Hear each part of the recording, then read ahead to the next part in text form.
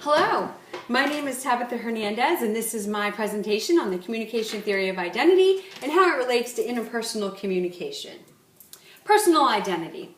Our personal identity is threefold. It is our self-portrait, it is how others influence the way in which we think about ourselves, and additionally is the culture or the world around us. Something to keep in mind as we look at communication theory of identity is the joining part between an individual and society, and communication is the link that allows this interaction to occur. Communication theory of identity was developed by Michael Hecht and his colleagues in the 1980s. He identified dimensions of identity that went beyond personal constraints, and he considered interaction. He felt that our interactions with one another are what built our identities.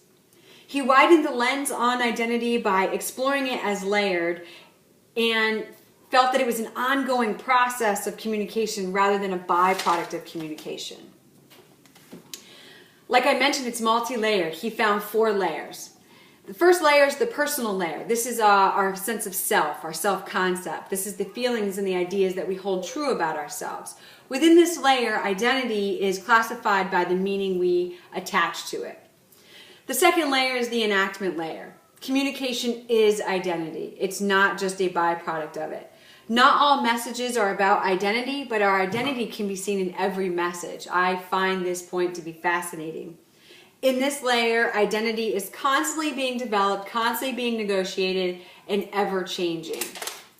The third layer is the most important to interpersonal communication. It is the relational layer. This is where our identity is developed and defined by our relationship with others.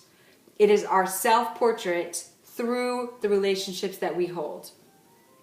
Those relationships build into larger groups and memberships, and that moves us into the fourth layer of the communal frame.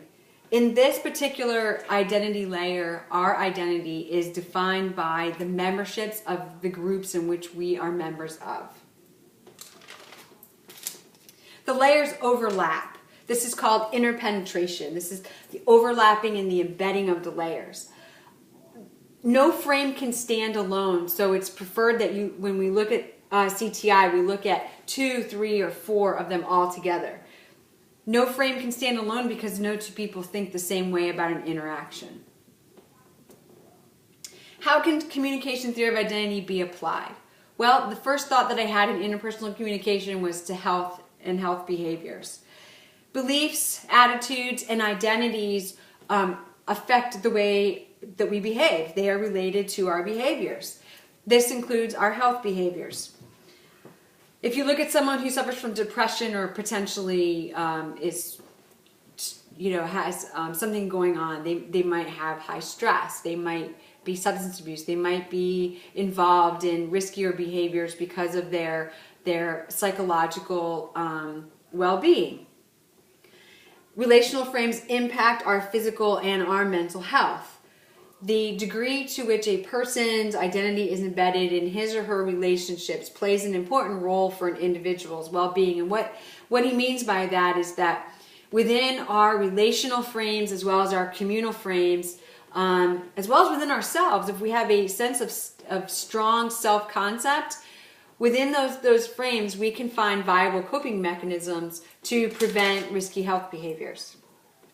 CTI can also be applied to crafting persuasive health messages. Messages can be aimed at the individual, the person who says, I want to be a better, healthier person. Or they can also be rolled into a communal frame. It starts off with the individual who then rolls it into a larger group. I want what is best for my community and the people that are in it. This can be seen in 5 cases. You have an individual who is a survivor, and therefore they identify by wearing a ribbon. Then their friends and family around them, or their relational frames, all grab onto that identity as well, and they all start wearing the ribbon, and then it becomes a communal frame because they're now all part of this group that supports this cancer research, or this 5K that is trying to let everyone know about this cancer research. Personal and communal goal achievement can be seen in prevention programs as well. CTI can also be applied to the family, particularly in blended families, families that you see adopted children, children who have been in and out of foster care, families with step parents or stepchildren. Sometimes in these types of relationships, there's a dual role or a loyalty conflict between the personal identity and the relational identity. Who are they within that family? This is particularly true of adopted children. Or the relational one, particularly in like step families. How do I as a step parent relate to my stepchild and vice versa? One thing to know about CTI when applying it to the family is that a child or an adolescent's relational frame can impact their interpersonal communication in future relationships, in their future marriages, in their future parenting styles. This is something that's important to keep in mind. Communication theory of identity and intercultural communication. A social identity is something that we share with individuals who belong to the same group. In these types of groups, interculturally especially, all four of the identity layers converge.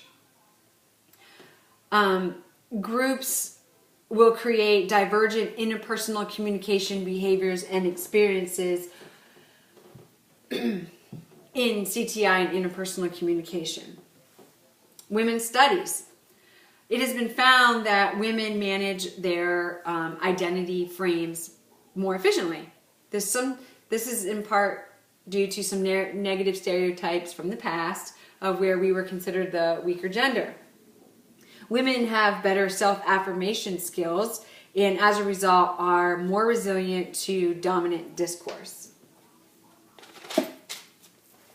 CTI is especially useful in interpersonal communication. If you look at someone, for instance, with communication apprehension, they have larger personal and acted identity gaps. CTI also helps explain why assertive communicators have smaller personal and acted gaps.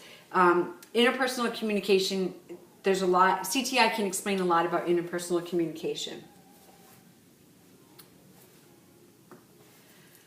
We were asked when writing our paper to also, kind of come up with our biblical worldview. And I find that the four layers here, there's very applicable biblical worldview. Our personal frame is our self-perception as a Christian, who we are. The enactment frame is the daily conversations that we have with God. It's our prayer. The relational frame is our relationships with Christ. It's our relationships with other Christians and how we identify ourselves within those relationships. And then finally, the communal layer is the fellowship that we have with larger groups of Christians and within Christian groups or within the church. In conclusion, I've covered just the basic principles of the communication theory of identity, talked about some ways that it can be applied within interpersonal communication, and I've given you my opinion on a biblical worldview of the communication theory of identity. I appreciate your time in watching my presentation. I hope you've enjoyed it, and good luck with the rest of the course. God bless.